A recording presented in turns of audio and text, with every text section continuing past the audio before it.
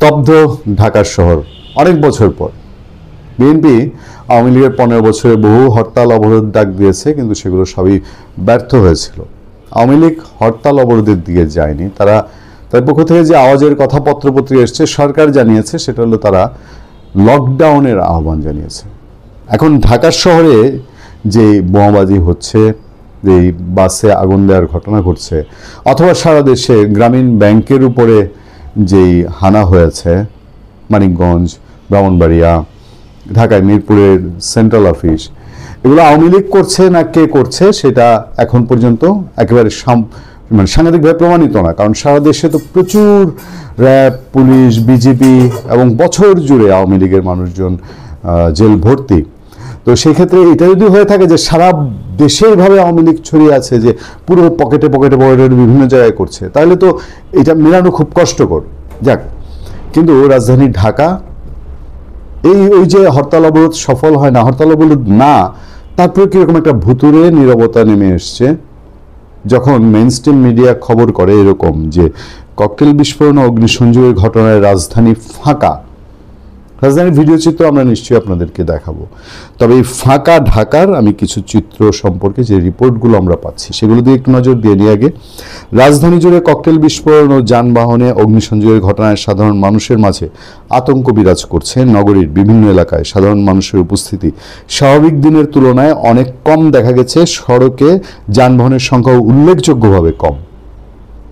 মানে আমি যেদিন কথা বলছি সেদিন হচ্ছে 11 নভেম্বর বিকেলবেলায়, 12 নভেম্বর, তারপর দিন 13 নভেম্বর এই লকডাউনের কথাবার্তা, এবং আইসিটি ট্রাইব্যুনালে আওয়ামী লীগ সভাপতি শেখ হাসিনা সহ তাদের একটা বড় মামলার রায় কবে হবে সেই তারিখ ঘোষণার কথা।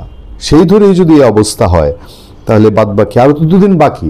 তো এই 2 দিনের মধ্যেই থমথমে কে খেলছে কোন খেলা, বোঝা খুব টাফ হয়ে যাচ্ছে না? বুধবার রাজধানীর বিভিন্ন এলাকা ঘুরে দেখা গেছে নিরাপত্তা পরিস্থিতি নিয়ন্ত্রণে রাখতে পুলিশ, বিজিবি ও আইন শৃঙ্খলা বাহিনী সতর্ক অবস্থানে আছে। রাতে রাজধানীর বিভিন্ন স্থানে পুলিশের তল্লাশি কার্যক্রম জোরদার করা হয়।